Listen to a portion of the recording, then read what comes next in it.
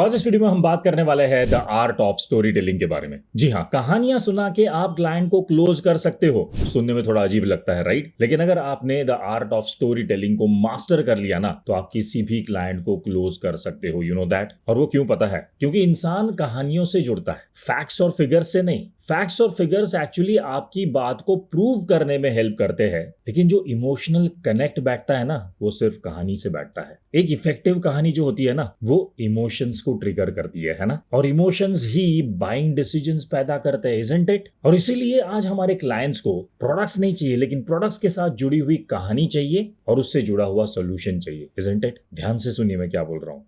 Client को product से ज्यादा उससे जुड़ी हुई कहानी में इंटरेस्ट है, और उसमें से जो उनको सोल्यूशन मिल रहा है उसमें ज्यादा इंटरेस्ट है, राइट? सो आइए जानने की कोशिश करते हैं एक अच्छी कहानी क्या होती है, या आर्ट ऑफ स्टोरी टेलिंग के बारे में। अगर आप YouTube पे वीडियोस देखोगे ना, आपको हजारों वीडियोस मिलेंगे, लेकिन इस कला को हम इंश्योरेंस इंडस्ट्री में कैसे यूज कर सकते हैं उसके बारे में जानते हैं। अब इंश्योरेंस इंडस्ट्री में जब हम art of story telling use करते हैं ना, तो उसमें मेन 3 एलिमेंट्स होते हैं। उसमें पहला एलिमेंट है संबंध, रिलेटिविटी। यानी कॉल के वक्त ना अपने क्लाइंट को उससे मिलती जुलती कहानी सुनाइए। जी हाँ, वो क्लाइंट जिस अभी लाइफ की सिचुएशन में है, उस सिचुएशन को मिलती जुलती अगर आपने कोई कहानी सुना दी ना, तो वो जो इमोशनल कनेक्ट है ना, वो तुरंत बैठ जाएगा। जैसे उसको बोलिए कि मेरा एक क्लाइंट है जो आप ही की तरह कुछ परेशानियों से गुजर रहा था, लेकिन जब उसने ये पॉलिसी ली, वो अपने आप को एकदम सुरक्षित महसूस करना शुरू हो गया। जी हाँ, उसको पता था कि ये जो डिसीजन उसने लिया है उसके लिए और उसकी फैमिली के लिए बेहतरीन डिसीजन है। उसके बाद दूसरा पॉइंट है भावनात्मक जुड़ाव। जी हाँ, इमोशनल कनेक्ट। इमोशंस है ना, किसी भी स्टोरी टेलिंग को हमेशा के लिए यादगार बना देता है। जैसे फॉर एग्जांपल मान लीजिए आप किसी और क्लाइंट का एग्जांपल दे रहे हो और उसके बाद उसको बोल रहे हो कि सोचिए अगर ये पॉलिसी आपके पास होती तो आज आपकी फैमिली कितनी ज्यादा सुरक्षित होती। और उसके बाद तीसरा एलिमेंट है समाधान या फिर सॉल्यूशन ओरिएंटेड एंडिंग। जी हाँ, क्लाइंट के साथ आपका जो भी डिस्कशन चल रहा है ना, जो भी एग्जांपल्स, जो भी एनेक्डोट्स आप उनको सुना रहे हो, उसमें हमेशा ये पोर्ट्रे करने की कोशिश कीजिए कि जितने भी प्रॉब्लम्स के बारे में आप बात कर रहे हो ना, उसका सोल्यूशन सिर्फ ये इंश्योरेंस पॉलिसी है। जी हाँ,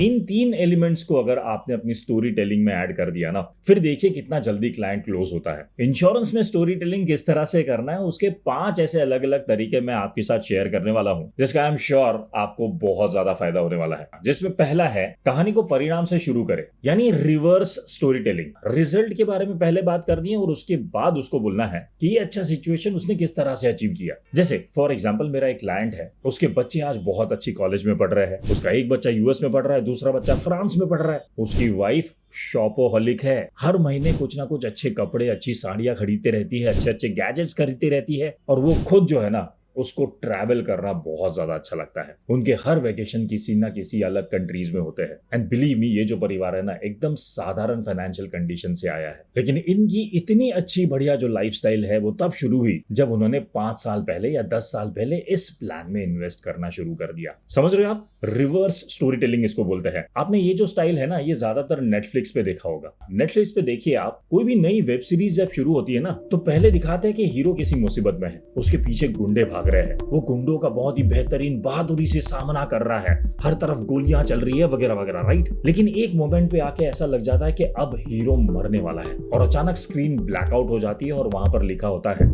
5 साल पहले, राइट? समझ रहे हो आप ये कॉन्सेप्ट को? ये होता है रिवर्स स्टोरी टेलिंग का तरीका, जिससे ऑडियंस जो है ना, वो आपकी स्टोरी टेलिंग में घुस जाती है, आप पकड़ लेते हो उनको इमोशनली। जी हाँ, और दूसरा है एक सुपर हीरो की कहानी बनाइए। इंश्योरेंस इंडस्ट्री में ऑनेस्टली ये तरीका है ना, बहुत सारे टॉप एजेंट्स या फिर मैनेजर्स यूज करते हैं, जिसमें वो क्लाइंट को ये बोलते हैं कि हमारा हर एक इंश्योरेंस प्लान है ना, वो सुपर हीरो है। जैसे सुपर हीरो मुश्किल की घड़ी में हमेशा काम आता है ना, वैसे ही हमारा हर प्लान मुश्किल की घड़ी में आपको बराबर काम आएगा। आइए जानते हैं कि ये जो सुपर हीरो है, ये जो हमारा नया प्लान है, वो आपकी फैमिली को मुश्किल की घड़ी में किस तरह से मदद करने वाला है। ये भी एक स्टाइल है, एंड बिलीव मी, ज्यादातर लोगों को ऐसे कन्वर्सेशन में ही मजा आता है। You think so? If yes, if you agree, please type I agree into the chat section. और उसके बाद तीसरा तरीका है क्लाइंट के नजरिए से कहानी सुनाइए। जी हाँ, फॉर एग्जाम्पल उसको ये बोलना है कि पहले है ना, मुझे भी ऐसा ही लगता था कि इंश्योरेंस में इन्वेस्ट करना पैसों की बर्बादी है, लेकिन ऑनेस्टली बताऊं, पिछले हफ्ते ही मैं मेरे बेस्ट फ्रेंड के फ्यूनरल पे जाके आया। एकदम हेल्दी बंदा था यार, और पता नहीं अचानक से उसको हार्ट अटैक आ गया। और लिटरली हमें इस तरह से महसूस हुआ कि जैसे लाइट स्विच ऑफ हो जाती है ना, वैसे एक झटके में वो बंदा हमारी लाइफ से गायब हो गया।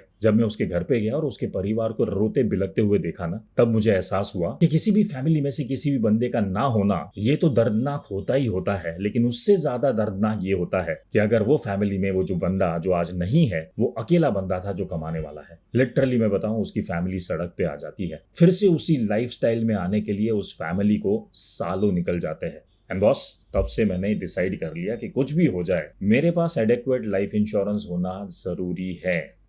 समझ रहे हो आप? मैं एग्जाम्पल देके क्लाइंट के नजरिए से मैं उसको सुना रहा हूं कहानी और उसका इंपॉर्टेंस बता रहा हूं। इस तरह से जब आप बात करोगे ना, तो लोगों को समझ में आएगा, आपके क्लाइंट को समझ में आएगा कि इंश्योरेंस का क्या इंपॉर्टेंस है। सीधा डायरेक्टली बताने से है ना, किसी को इंपॉर्टेंस पता नहीं चलता कि सर आपकी लाइफ में इंश्योरेंस बहुत ज्यादा जरूरी है, कल को उठ के आप अगर मर गए तो फिर आपकी फैमिली का क्या होगा। ये सुनना किसी को पसंद नहीं है, राइट? लेकिन अगर इसी बात को आप स्टोरी फॉर्म में सुनाओ ना बॉस, लोग बहुत ही अच्छी तरह से कनेक्ट करते हैं। उसके बाद चौथा तरीका है कि अपनी कहानी में हमेशा है ना, क्या अगर इसको इस्तेमाल करो, यानी व्हाट इफ। क्या अगर 5 साल बाद आपकी जितनी भी कमाई है, जितनी भी सेविंग है, वो खत्म हो जाए तो क्या होगा? क्या अगर भगवान ना करे लेकिन कल उठ के आपके घर में कोई मेडिकल इमरजेंसी आ जाए तो क्या होगा? लेकिन क्या अगर आपके पास इन सारी इमरजेंसीज को हैंडल करने की एक बढ़िया पॉलिसी हो, आपकी जेब में से पैसा ना जाए और इंश्योरेंस कंपनी ही सारा खर्चा उठा ले, तो क्या ये बेहतरीन नहीं होगा? तो इसको बोलते हैं क्या अगर, यानी व्हाट इफ स्ट्रैटेजी। ये टेक्निक भी आप इस्तेमाल कर सकते हो। ये भी एक बहुत ही इफेक्टिव स्टोरी टेलिंग टेक्निक है जो ज्यादातर टॉप एजेंट्स, टॉप मैनेजर्स इसको इस्तेमाल करते हैं। बिलीव मी, क्लोजिंग में ना बहुत ज्यादा फायदा मिलता है इसका। तो उसके बाद पांचवा और आखिरी तरीका है कि अपने स्टोरी टेलिंग में ना ह्यूमर का हमेशा प्रयोग कीजिए। जी हाँ, टॉपिक को एकदम हल्के फुल्के तरीके से लोगों के सामने प्रेजेंट करने का प्रयास कीजिए। जैसे फॉर एग्जांपल, मेरा एक दोस्त है जिसका नाम है अजय। वो हमेशा ये बोलता था कि बीमा, इंश्योरेंस, मैं क्यों इंश्योरेंस लूं यार, मैं तो सुपर हीरो हूं, मुझे कुछ नहीं होने वाला। या और इसका जवाब है ना, उसको अगले ही महीने मिल गया। बेचारे को हॉस्पिटल में किसी रीजन की वजह से एडमिट होना पड़ा और जब हॉस्पिटल का बिल आया ना, तब उसको पता चला ये सुपर हीरो जो पीछे केप पहनता है ना, जो पर्दा उड़ता रहता है, उसका असली इस्तेमाल हॉस्पिटल का बिल देख के पसीना पूछने के लिए होता है। इस तरह से आप ह्यूमर को ऐड कर सकते हो अपने स्टोरी टेलिंग में। बिलीव मी, ऐसे बहुत सारे तरीके हैं अपने क्लाइंट को क्लोज करने के। हमेशा आप मर जाओगे तो क्या होगा, आपकी फैमिली को कौन देखेगा, वगैरह वगैरह तरीके, घिसे पीटे तरीके जो कितने सालों से चल रहे हैं, उसको हमेशा यूज करने की जरूरत नहीं है। और ऑनेस्टली बताऊं, आजकल वो तरीके से कोई इफेक्ट भी नहीं होता, यानी कोई रिजल्ट भी नहीं मिलता उससे, राइट? दुनिया चेंज हो रही है, नई नई टेक्नोलॉजीज आ रही है, सोशल मीडिया, आर्टिफिशियल इंटेलिजेंस आ जा रहा है, उसका भी अगर हम इस्तेमाल नहीं कर रहे हैं ना, तो कहीं ना कहीं हम क्लाइंट को क्लोज नहीं कर पा रहे हैं, कहीं ना कहीं हम ज्यादा लोगों तक नहीं पहुंच पा रहे हैं। और इसी की वजह से ज्यादातर एजेंट्स, लीडर्स और मैनेजर्स और इंश्योरेंस इंडस्ट्री में सक्सेसफुल नहीं हो पा रहे। एंड इसीलिए मैंने ये सोच लिया है कि जितने भी नए नए social media strategies, artificial intelligence और ऐसी अलग अलग टूल्स और स्ट्रैटेजीज जो है ना, उनको मैं आपको यानी मेरी यूट्यूब कम्युनिटी को फ्री में सिखाने वाला हूं। जी हाँ, मैं हर संडे को सुबह 10 बजे फ्री वेबिनार्स करता हूं, जिसमें ऐसी ही कई सारी अलग अलग स्ट्रैटेजीज के बारे में मैं सिखाता हूं। सो अगर आपने अभी तक इस फ्री वेबिनार के लिए रजिस्टर नहीं किया है, तो मैंने नीचे डिस्क्रिप्शन में लिंक दे दिया है, उसको आप क्लिक कर सकते हो और अपने आप को इस फ्री वेबिनार में रजिस्टर कर सकते हो। ऐसी ही जैसे इस वीडियो में मैंने आपके साथ एक यूनिक स्ट्रैटेजी शेयर की, ऐसी ही अगर आपको यूनिक स्ट्रैटेजी सोशल मीडिया से रिलेटेड या फिर आर्टिफिशियल इंटेलिजेंस से रिलेटेड सीखनी है, तो आपको मेरे फ्री वेबिनार में जरूर आना चाहिए। मुझे ये बताइए कि जितनी भी स्ट्रैटेजीज आज मैंने आपके साथ शेयर की ना, उनमें से ऐसी कौन सी स्ट्रैटेजी आपको लगी कि यार इसको तो मैं नेक्स्ट कॉल से इंप्लीमेंट करना शुरू कर दूंगा? क्या वो स्ट्रैटेजी नंबर 1 है रिवर्स स्टोरी टेलिंग, यानी शुरुआत से शुरू करें, यानी रिजल्ट से शुरू करें? या नंबर 2 सुपर हीरो की कहानी, इंश्योरेंस को as a superhero present करें? नंबर 3 क्लाइंट के नजरिए से कहानी को पेश करें? नंबर 4 क्या अगर का इस्तेमाल करें, व्हाट इफ?